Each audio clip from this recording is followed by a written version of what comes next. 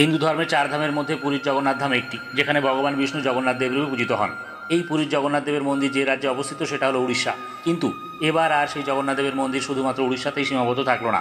আরও একটি জগন্নাথ দেবের মন্দির স্থাপিত হলো পশ্চিমবঙ্গের দীঘার সমুদ্র সৈকতের উপত্যকায়।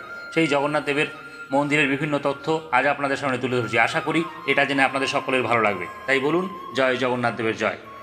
এই মন্দির নির্মাণের জন্য সবথেকে বড় ভূমিকা নেন পশ্চিমবঙ্গের মাননীয় মুখ্যমন্ত্রী শ্রীমতী মমতা বন্দ্যোপাধ্যায়। তার উদ্যোগে দীঘার স্টেশন সংলগ্ন 20 একর জমিতে এই জগন্নাথ দেবের মন্দির নির্মাণ করা হয়। এই মন্দির নির্মাণের জন্য যে সংস্থাকে দায়িত্ব দেওয়া হয় তারা হলো হিডকো কোম্পানি। এই মন্দির তৈরি করতে আনুমানিক অর্থ ব্যয় হয়েছে প্রায় 200 কোটি টাকা। এই মন্দিরের উচ্চতা 65 মিটার অর্থাৎ 213 ফুট।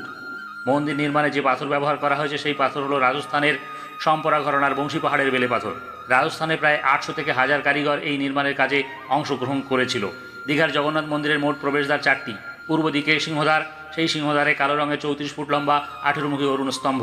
এই সিংহদ্বারের উল্টো দিকে ব্যাঘ্রদ্বার, উত্তর দিকে হস্তিদ্বার, দক্ষিণে অশ্বদ্বার। সিংহদ্বারে ঢুকলে দেখা যাবে প্রভু জগন্নাথ দেবের সুন্দর বিগ্রহ। এই জগন্নাথ দেব, বলরাম এবং সুভদ্রার বিগ্রহ তৈরি করা হয়েছে রাজস্থানের গোলাপি পাথর দিয়ে। এই মন্দিরে 3টি দ্বীপ স্তম্ভ, ভোগ মণ্ডপে 4টি দরজা, 16টি স্তম্ভের উপর তৈরি দীঘার জগন্নাথ মন্দিরের নাট মন্দির। নাট মন্দিরের পর 4টি স্তম্ভের উপর দাঁড়িয়ে আছে জগমোহন। এই জগমোহনের পর গর্ভ মন্দির বা মূল মন্দির। এই মূল মন্দিরের ভিতর নিম কাঠের সিংহাসনের উপর বিরাজমান প্রভু জগন্নাথ দেব, বলরাম এবং সুভদ্রা দেবী। ভোগ মন্দির ও নাট মন্দিরের মাঝে অবস্থান করছে গৌড় স্তম্ভ, আর নাট মন্দিরের দেওয়ালে কালো পাথরে তৈরি করা হয়েছে ভগবান বিষ্ণুর 10 অবতার।